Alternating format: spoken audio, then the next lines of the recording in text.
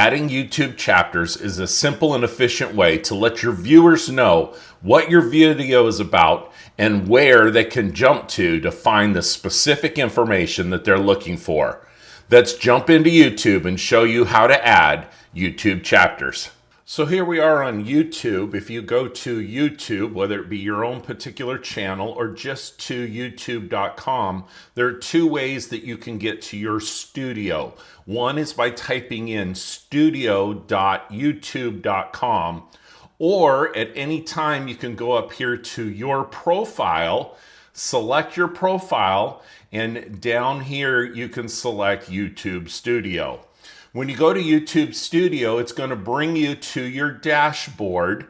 And we talked about this in your setup, that there are options over here on the left side that you can select. And one of them is content. So the content will show you the videos that you have uploaded. We're going to select this first upload, and we're going to add YouTube timestamp chapters. And by adding the chapters in, we're going to let people know where they should find particular information regarding the video. It may seem a bit counterintuitive that you put chapters in or time markers that allow viewers to skip to different portions of your video. But stop and think about it. Whenever we watch Netflix or other streaming services, we can skip the intro. We can go to certain portions of the video.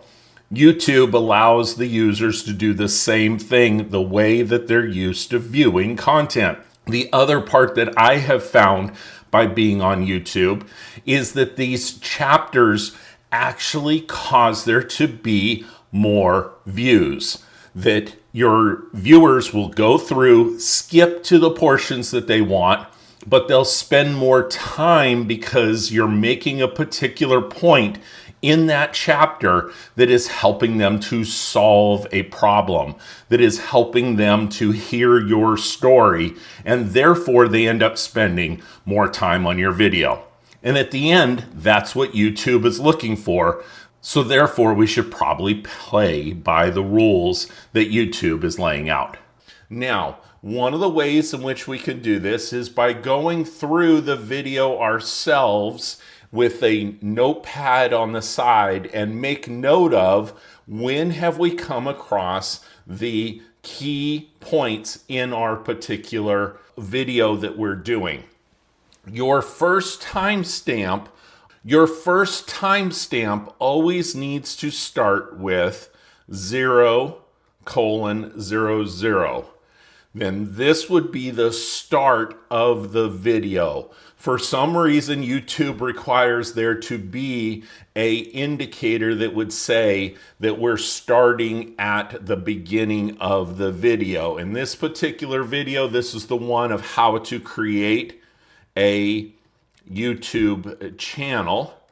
Then I might go through my video and realize that the next important section is at 2 minutes and 14 seconds. And this is where I talk about creating a new Google email. So now that I have this information, I can save the details here. If I went and looked at the file itself, if I looked at the video, all right, Robert, you've been talking about here we go. We have the video that has come up, and under the description, we now have this blue information here, this blue highlighted link. The highlighted link will take us to that portion of the video, and here it is where we were starting our email, where we put in a name that included YouTube, and I had to reset the video. So it will start to have the chapters that are in here and give information about the video.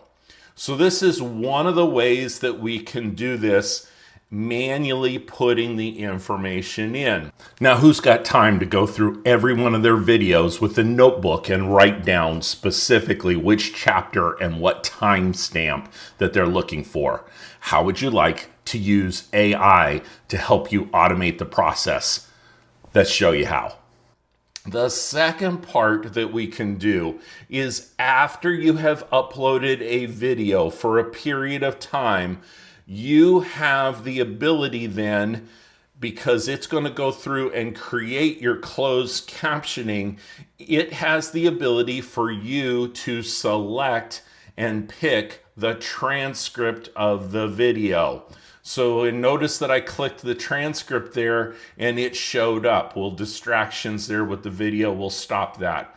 The transcription is over here and it gives me some timelines that are available in the video. This is another way for me to go through the video and see exactly when it is, what time frame that the video is showing me. And you notice as I click on these particular numbers here, it takes me to different portions of the video. That would be another way that I could say, okay, on 1531, this is where I get my contact information. At 1507, this is where I can put my profile information, my description.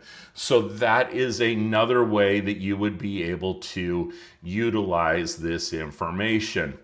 I went all the way up to the top of the transcript, and I now can select all of the transcript for the entire video. If I go to copy that, and I'm going to show you a little trick here. So I went over to ChatGPT and I'm going to give it a prompt, and the prompt is going to be to create a timestamp chapter list, 15 chapters for the following transcript, and I'm going to now paste the transcript in.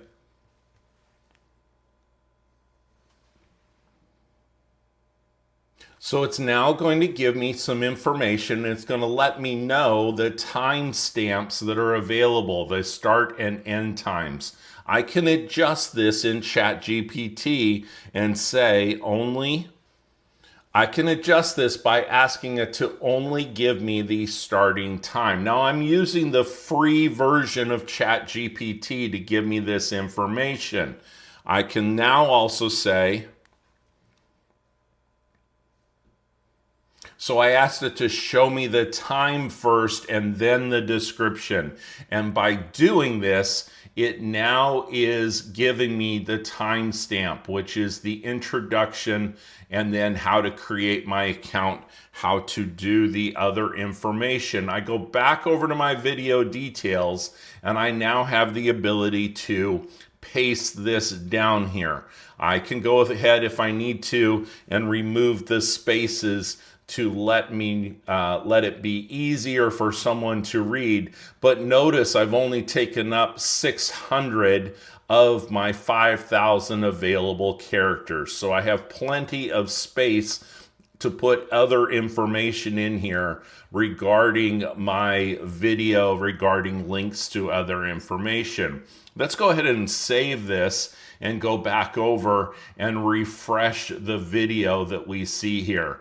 Well, now we see in the description that it gives all of the details, all of the information for me to put the timestamp in. So we did the timestamp two different ways. One was manually by going through the video that we wanted to show. The second part of it was we used the transcription. This would be after you've uploaded the video and you've given it, say, 30, 45 minutes, maybe even the next day that you're going in. You can edit it after you upload and make these enhancements. Then take the transcript, take it over to ChatGPT, and give it a prompt so that it will create you the YouTube chapter timestamps. Now, please don't get intimidated by ChatGPT.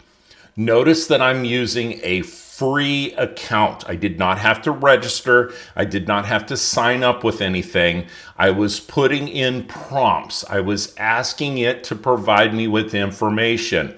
And then I provided it with the transcript of the video.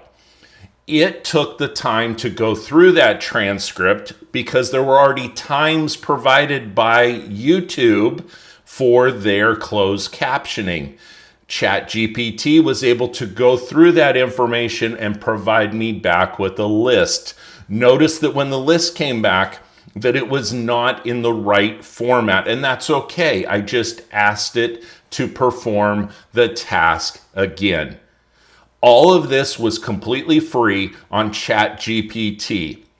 Just because you're over 50 years old, you should not be intimidated by trying new software. This is part of facing your fear and doing it anyway, and being more efficient with the tools that are available online. Let me know down below in the comments if this was helpful to you. Do you use the manual version? Are you using the automated version? Subscribe for more tips like this and make it a great day.